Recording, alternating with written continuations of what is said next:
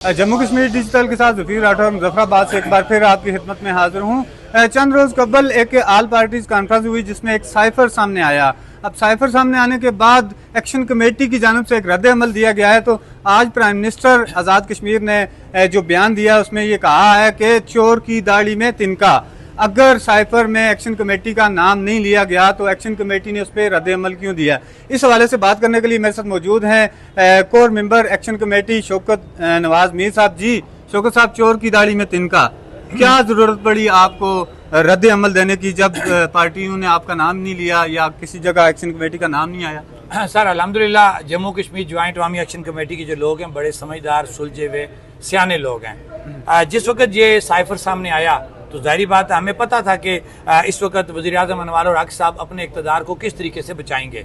हम उनकी her nature के वाकिफ़ हैं, उनकी एक एक जो वो चीटिंग करते आए हैं इस 2.5 साल दौर के अंदर, वज़ीर आज़म रात को वज़ीर आज़म बनने से लेके इस वक्त तक हम उनकी नेचर के वाकिफ़ हैं। अब हमने साइफर पढ़ा, साइफर के बाद हमें फौरी तौर पर पता लगा जनाब कि इनकी आल पार्टीज बुला ली गई है।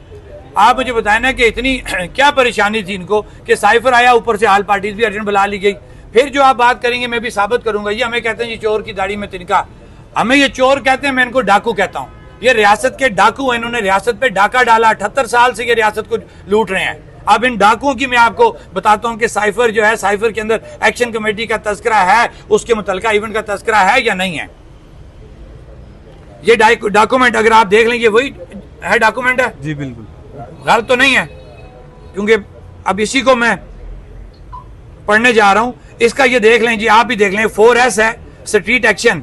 दे were told to organise rallies and gatherings on electricity bills. यहां पे मेरा मौका पूरा हो जाता है कि पूछना चाहता हूं अनवर हक साहब से और उनके 53 के टोले से कि ये साइफर है, ये साइफर बड़ा सीक्रेट डॉक्यूमेंट होता है, ये इन बिलों शुलों के लिए नहीं बनते। पता नहीं इनको क्या हो गया, ये अल्लाह की मार पड़ी। मैं हमेशा ये कहूंगा कि एक्शन कमेटी के साथ जिसने मस्ती की उसको अल्लाह की तरफ से मार पड़ती है, और इनको मार पड़ गई कि इन्होंने अपने इक़्तिदार को तूल देने के लिए पूरी रियासत, हमारी रियासत पाकिस्तान के बड़े जो दुनिया के बड़े एक पॉपुलर हमारे जो अदारे हैं उनको इन्होंने टारगेट करा दिया, ये साइफर वाला भोंडा मजाक करके। तो मैं बात है, साइफर को आम लोग तो डिकोड कर नहीं सकते, या तो ये दिल्ली से आया या इस्लामाबाद से आया। बिल्कुल।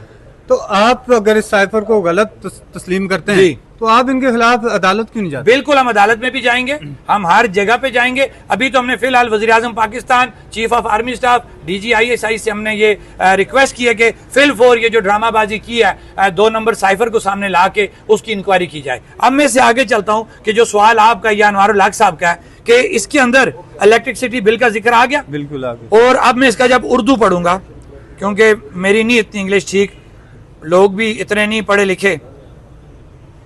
इसका ये 4 और 6 ये सड़क पर इक़दामात, इन्हें कहा गया कि POK में, हम ये POK में खड़े हैं, बिजली के बिलों पर रैलियां और इज्तिमात मुनक्कद करें और इस सरगर्मी को सोशल मीडिया पर बढ़ाएं।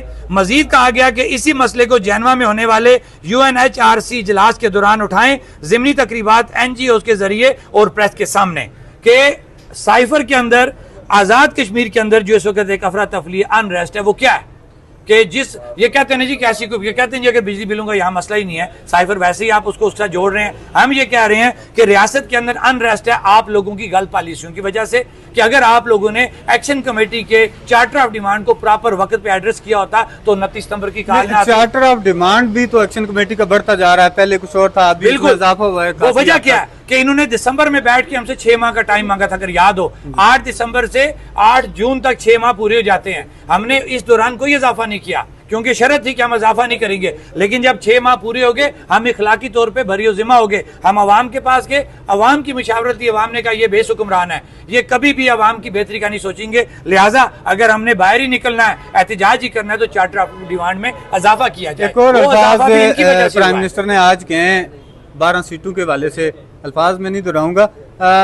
12 सीटों के हवाले से आपका जो मुतालबा है, मुझे एक बात बताएं कि उसमें जो 12 सीटें हैं इसका क्या नुकसान है इस हुकूमत को या यहाँ की आवाम को? सर इसका एक नुकसान नहीं, इसके कई नुकसान हैं।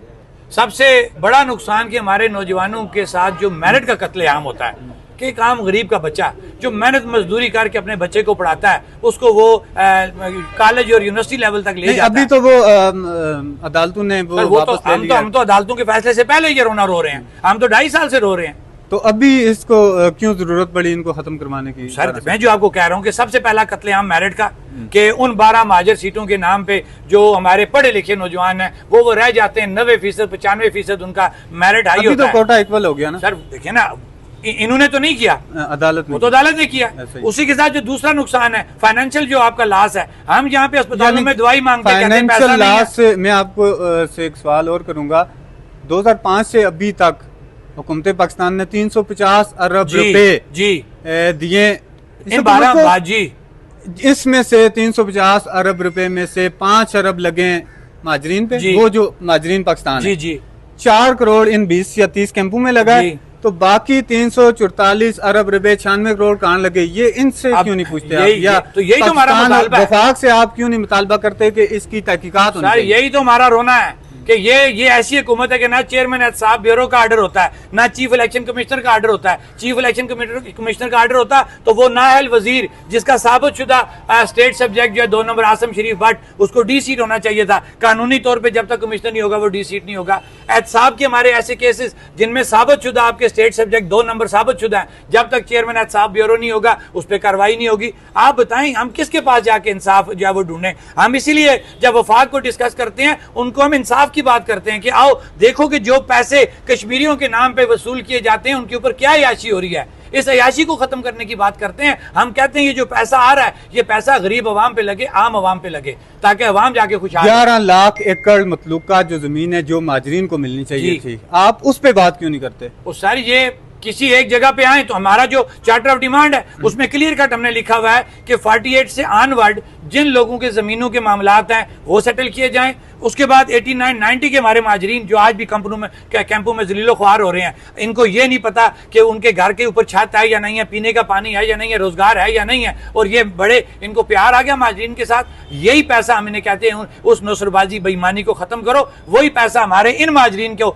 जो इस रियासत को जोड़ने के लिए, इस रियासत की बात करने के लिए अपना घर बार सब कुछ तबाह करके वो इस आजाद कश्मीर के अंदर आए, ये पैसा उनके ऊपर लगाओ। हमने ये नहीं कहा कि ये पैसा हमें दो, हम ये चाहते हैं कि ये 2 नंबर तरीके से जो आपने बात की गिलगित बल्तिस्तान की ये 12 सीटों के बाले से, उसके मुतबादल अगर जो हमारे ओवरसीज 13 से 15 लाख लोग हैं उनकी सीट क्या जरूरी नहीं सर है? देखें ओवरसीज की ऑलरेडी सीट मौजूद है।